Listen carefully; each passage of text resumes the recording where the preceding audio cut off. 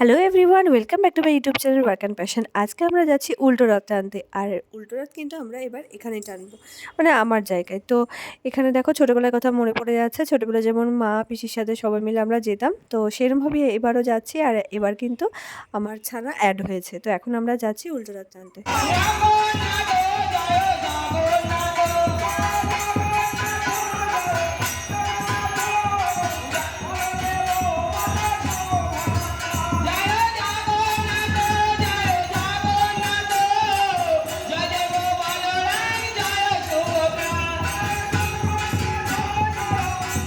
আমরা দেখো মন্দিরে চলে এসেছি। এখানে জগন্নাথ, বলরাম, সুভদ্রা রয়েছে। এইটা আমাদের আর কি বাজারের মন্দির। এখানে দুর্গাপুজো, নামযজ্ঞ, কালী পুজো সব এখানে হয়। তো সামনে যে ভোগ লাগিয়েছে, এটা পুজো মানে রথ টানা হয়ে গেলে তারপরে এই ভোগটা আর কি সবাইকে দেওয়া হবে। আর এখানে যে সন্টা বাবা ঘুমিয়েই পড়েছে প্রায়। এখনও হচ্ছে জগন্নাথ, বলরাম, সুভদ্রা ওনাদেরকে আনা হচ্ছে। আর একটা সাথে ছিল সুন্দর একটা মিষ্টি গোপাল, তো তাকেও আনা হচ্ছে। আর রথে এখন বসানো হবে ওনাদেরকে। তো এখন এই যে সবাই আনছে। এখন জগন্নাথ, বলরাম, সুভদ্রা আর গোপাল সবাই এক একজনকে নিয়েছে।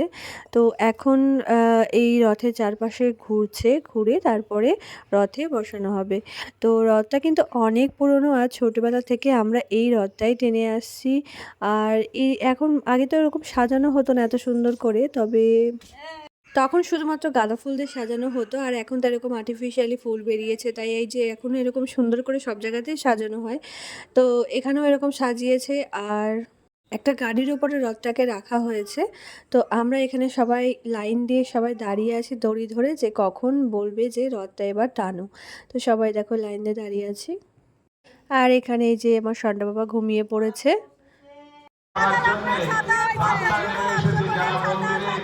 যেতে পারে না তাদের জগন্নাথ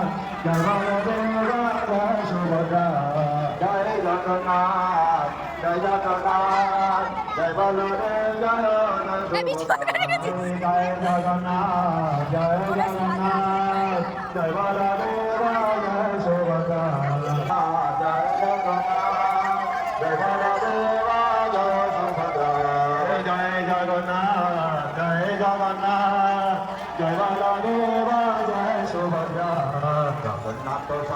নয়ন পথগামী নয়ন পথগামী বাবা তুমি